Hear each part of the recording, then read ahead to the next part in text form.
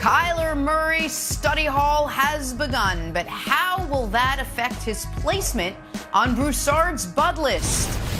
And we have talked incessantly about KD's next team, but what if he's not going anywhere?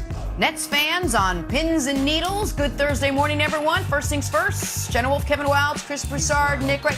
Nick, can you imagine we go through all this all off season, and the season starts and KD's back on the Brooklyn Nets again? It's on the board. No, Jenna, I can't imagine it. I know Broussard is dreaming of it for his beloved Nets, but no, I cannot imagine his beloved Nets. I can't imagine. Next year's the year, Broussard. With your season tickets. Next year. There it is. Oh, we got to start Ben rolling, Simmons team now. You know the old expression, more titles, more problems. You know, the Warriors do. With their most recent title, they now have another problem. Draymond Green. Dre's eligible for a new contract next week, and guess what?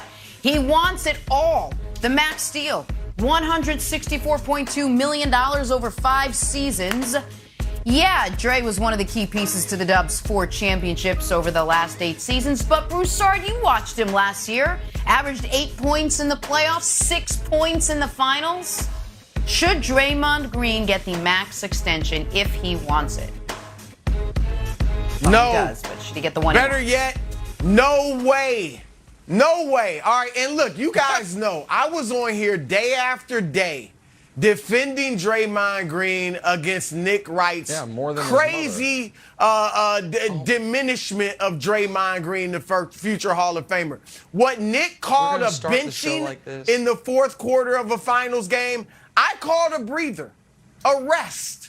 All right? I defended Draymond because I understand how valuable his intangibles and his leadership are to this team. He's a key part of this dynasty. That said, there is no way that they should extend Draymond Green for several reasons. Jenna mentioned, kind of his diminishing numbers, but we all know he's not defined by his numbers. But he's got 2 years left on his contract. He's 32 years old, and we know he's coming off 3 seasons on which he hasn't played more than 50 games but once. Okay, so none of that leads you to think you should extend him. And like I said, 2 years left on the deal. What the Warriors typically do is wait until the guy has 1 year left on his deal, then they extended him. They did that with Steph Curry. So if they can do that with Steph Curry, it's easy to say to Draymond, look, Dre, you got 2 years left. We don't even talk about this stuff until the last year of your deal. We did it with Steph. We did it with Clay. We can do it with you. And look, if Draymond comes out, Nick, and has some tremendous, surprising bounce-back year and they win another championship, then we can start talking and thinking about that. But right now, absolutely not. Okay. Everything you said's right, which is why the drive-by on me to start the show was so unnecessary. Bro, my friends down at the bodega in Harlem are going to start asking me if I like you rather than the other way around. I didn't call it a benching. Draymond called it a benching. I didn't say Draymond was playing terribly. His mother said he was playing terribly. I didn't say Draymond during the finals had one of the worst games of his career. Draymond said he had one of the worst games of his career. So now that part is cleared up, yeah, of course they shouldn't. Why would they pay Draymond Green early? Who else is going to pay him? Wildes, you love stories from my kind of eclectic childhood. I'm going to tell you something about my godfather, the great Anthony Mange. I love you and I miss you, Anthony. I miss him. I mean, he's still with us, but he lives in Kansas City. I don't see him often. He was a firefighter for almost 40 years, okay? So just follow me here. He's a firefighter for almost 40 years. Once upon a time, the old fire station number 1 in Kansas City was up to, the city was selling it. My godfather bought it and turned it into an apartment. Had a pole and everything in it, right? That was very uniquely valuable to him and not really that valuable to anybody else. If he didn't buy it, I don't know who was going to. Hey, anybody else want to live in an old fire station? No, probably not. But he did. That's Draymond Green with the Warriors. He's intensely valuable to them. But if Draymond Green were a free agent right now, who is lining up to pay him $30 million? Right. Who is the team that has a coach in place that can deal with his, call it, outbursts and personality that I actually think helps the Warriors, but you need Steve Kerr in that relationship in place. And if we're being honest, Wilds, who else has an offensive player like Steph Curry who has such immense gravity on the court that you can offset playing 4-on-5? Draymond would ruin the spacing for maybe any other team in basketball except for one with Steph and Clay. Because if you remember, when Clay wasn't there a year ago and it was Steph and Draymond, they missed the playoffs. And so with 2 years left on a deal for a diminishing player who's 33 years old, or 32 years old, I just see no reason whatsoever to pay him. None.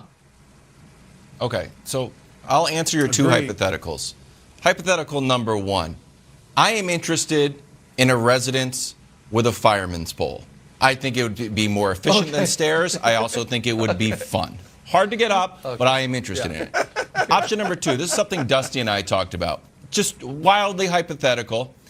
Isn't Draymond Green the exact person, the exact personality, the exact skill set that Broussard's beloved Nets need? Where, like, okay, they need a leadership. They need a little bit of fire. They need defense. So the idea that Draymond is uniquely valuable only to the Warriors, I don't think that's true. I think there's teams out there, specifically the Nets, that say, Draymond's the exact guy we need. And put the 2 years out. I'm just talking about overall Draymond's skill set. Yeah, so if I can respond to that quickly, like, not have Ben Simmons on the team. Now you're playing 3-on-5 on offense. Well, you're right. It'd have to be a swap. You have to do a switcheroo there. It'd have to be a swap of those. We're trading Ben Simmons for Draymond Green. Okay, and again, so you went to a very specific thing. No, I understand. I don't think some people would say, because of the clutch stuff, he could go play with LeBron and the Lakers. I think Draymond, I want to be very clear. I did not think until the very end he had a good NBA Finals. I do think he is the best defensive player of his era. I think he's better than Kawhi. I think he is the best defensive guy of this era of basketball. I do think he, not Klay Thompson, has been the second most important piece of the Warriors dynasty, if you will, if you're removing KD from it. I believe all of those things are true. I just don't, it's how I feel, but I just don't think he has this type of value outside of Golden State. What I thought Wilds was going to mention, and what I want to throw to you, Brew, is this. Does Draymond hold massive leverage because he's such a strong personality, because he can be such a disruption if he wants to be in the locker room or on the Volume podcast network if he doesn't get the money? Right. If Draymond goes to Joe Lacob and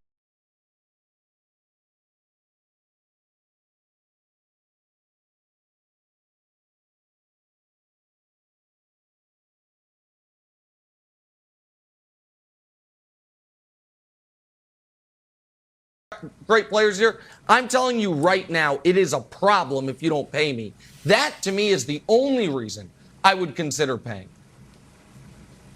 No, that's certainly a possibility because, look, he went off on Kevin Durant, and that was a big part of Durant leaving Golden State. And he went off in the NBA Finals on LeBron James, and that's a big reason they lost those finals. So, yeah, anything's on the table with Draymond. Like I said, if I'm the Warriors, Nick, I'm sitting down with him if he wants to. Like, I don't know if he's going to push it for this season.